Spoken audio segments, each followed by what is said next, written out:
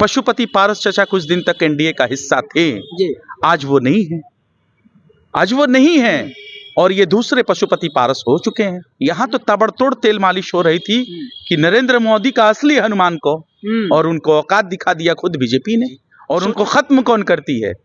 खुद उनकी सहयोगी दल भारतीय जनता पार्टी। बोलना भारी पड़ गया, महंगा पड़ गया। झारखंड के चुनाव में हमें उपेक्षित किया गया पार्लियामेंट्री इलेक्शन में, और फिर अभी हम अपनी उपेक्षा को बर्दाश्त नहीं करेंगे।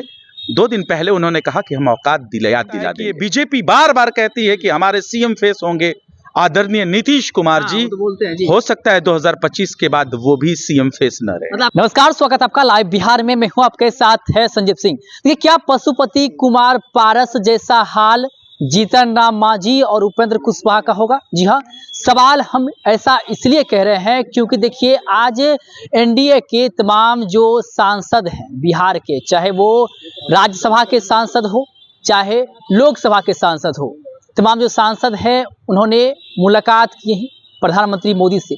लेकिन जो तस्वीरें सामने आई है उसमें ना तो जीतन राम मांझी नजर आ रहे हैं और ना ही उपेंद्र कुशवाहा नजर आ रहे हैं। देखिए, इस साल बिहार में विधानसभा का चुनाव भी होना है और चुनाव से पहले जिस प्रकार से जीतन राम मांझी ने जो बयान दिया था, ताकत बताने की बात कही थी, उसको लेकर के देखिए कई चर्चाएं भी हो रही थी। लेकिन इस दौरान जो आज तस्वीरें आई है, कई सवाल खड़ा कर रहे हैं। इसी मुद्दे को लेकर खास बातचीत करेंगे। हमारे साथ बात करने के लिए आरजेडी से प्रवक्ता है आरजू खां जी सीधे जुड़ते हैं, बातचीत करते हैं।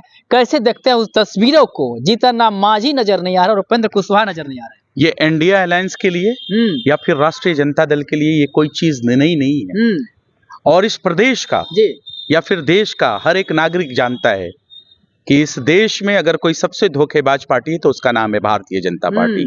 अपने सहयोगी दलों के साथ, एनडीए गठबंधन के साथ जिस तरीके से गठबंधन धर्म नहीं निभाती, उसका नाम है भारतीय जनता पार्टी। ये कोई नई चीज थोड़ी है। पशुपति पारस चचा कुछ दिन तक एनडीए का हिस्सा थे, आज वो नहीं है, आज वो नहीं है और ये दूसरे पशुपति पारस हो चुके हैं जीतन राम मांझी जी, और उनको खत्म कौन करती है? खुद उनकी सहयोगी दल भारतीय जनता पार्टी। बोलना भारी पड़ गया, महंगा पड़ गया, ताकत बताने की बात कह रहे थे वो। नहीं, देखिए, उनको बोलना महंगा पड़ गया। लोकतंत्र में तो आजादी है सबको अपनी बात रखने की, उन्होंने अपने बात को रखा, लेकिन इसमें कलई खुल गई किसकी? भारतीय जनता पार्टी की।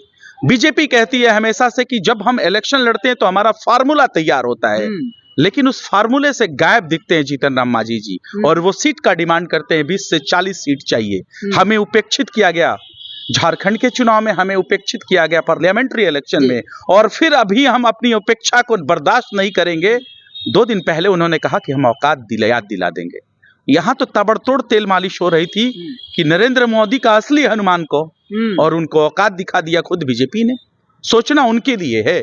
पूरे देश की जनता जानती है, पूरे बिहार प्रदेश की आवाम जानती है कि इस देश में अगर कोई सबसे ज्यादा धोखा देने का अगर किसी पार्टी के पास ट्रैक रिकॉर्ड है तो उसका नाम है बीजेपी। देखिए, बीजेपी का ही नारा है सबका साथ सबका विकास। करती कहां है साहब? इस देश में लोकतांत्रिक पद पर बैठने वाले, संविधान को नहीं मानने वाले, वो बीजेपी है। इस देश में बैठने वाले गद्दी पर, प्रधानमंत्री के गद्दी पे बैठने वाले देश के प्रधानमंत्री नरेंद्र मोदी जी कहते हैं इलेक्शन में कि तुम्हारा मंगलसूत्र छीन लिया जाएगा, तुम्हारा रिजर्वेशन किसी और को दे दिया जाएगा। तो कहां हुआ सबका साथ सबका विकास? वो तो एक ध्रुवीकरण की राजनीति करते हैं, सिर्फ अपने गद्दी के लिए। प्रदेश के हिंदू मुसलमान को बांटने का काम करते हैं, सिर्फ अपने देश की गद्दी के लिए। क्या लग रहा है, चुनाव नजदीक है और देखिए, जैसे पशुपति कुमार पारस को देखा जा रहा था कि कई बैठकें एनडीए होती थी, उसमें शामिल नहीं हो रही थी, और आज जो शुरुआत हो गई है, जीतन राम मांझी जो है आज वो मुलाकात में, वो तस्वीरें में नजर नहीं आ रहे हैं। क्या आगे भी कुछ ऐसी बैठक हुई या चर्चा मुलाकात हुई तो जीतन राम मांझी गायब रहेंगे? आपको लग रहा है ऐसे? देखिए, ये अब उनका ये है, लेकिन हकीकत तो ये है कि भारतीय जनता पार्टी ने उनकी औकात दिखा दी। फ्रेम से आउट, जब फ्रेम से आउट हो गए तब तो आप हमसे बाइट ले रहे हैं। ये इंटरव्यू का चर्चा बना है पूरे देश में कि क्या पशुपति पारस चचा की तरह दूसरे पशुपति पारस चचा होने जा रहे हैं क्या आदरणीय जीतन राम मांझी जी? लेकिन जीतन राम मांझी एक दलित समाज के बड़े नेता बिहार में, ऐसे में बीजेपी उसको खोना नहीं चाहेगी। बीजेपी चलती है आरएसएस के आइडियोलॉजी पे, राष्ट्रीय स्वयंसेवक संघ के पद चिन्हों पे चलती है, उसी विचारधारा पे चलती है, और वो विचारधारा मनुवादी और सामंतवादी विचारधारा है।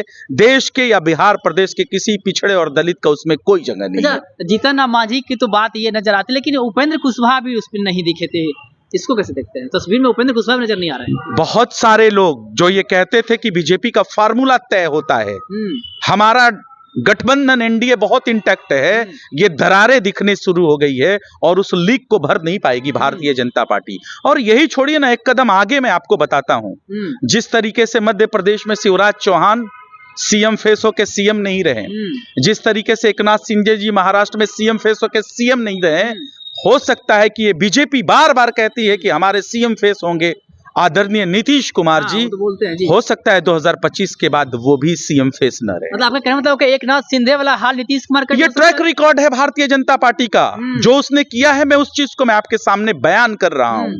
अगर मैं गलत कह रहा हूं तो आप इसका खंडन करिए। हो सकता है, राजनीति में संभावनाएं थोड़ी खत्म होती हैं। चुनाव से पहले क्या गठबंधन में दरार भी आ सकते हैं? दरारें तो अभी दिखने लगी आपको। पशुपति पारस दरार जी फर्स्ट, उसके बाद जीतन राम मांझी जी, अब देखिए तीसरे का इंतजार करिए कि तीसरा कौन। अच्छा, अरे ये वही सुसाइड बम्बर थे ना, चिराग पासवान, जो नीतीश कुमार जी को चीफ मिनिस्टर की गद्दी पे बैठना नहीं देना चाहते थे। क्या आज उनके लिए किया जा रहा है? क्या भारतीय जनता पार्टी ने चिराग पासवान को इससे पहले इस्तेमाल नहीं किया? किया था, उनको घर से बेघर कर दिया था।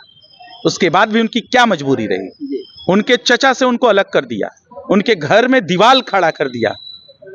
तो भारतीय जनता पार्टी तो अपने काम को कर रही है, अब उनके सहयोगी दल समझे कि उनके ऊपर विश्वास करना है या नहीं करना है। बहुत बहुत धन्यवाद करेंगे। तो देखिए हमारे साथ बातचीत करते हैं आरजू खाजी साहब। सब कहा है कि भारतीय जनता पार्टी जो है वो अपना काम कर रही है, अब उनके जो सहयोगी दल है उनको समझना है कि आखिर उसके साथ हो क्या रहा है। तो वहीं नीतीश कुमार को लेकर के भी बड़ा बयान दिया, उन्होंने कहा है कि नीतीश कुमार का भी हाल एकनाथ शिंदे जैसा होगा।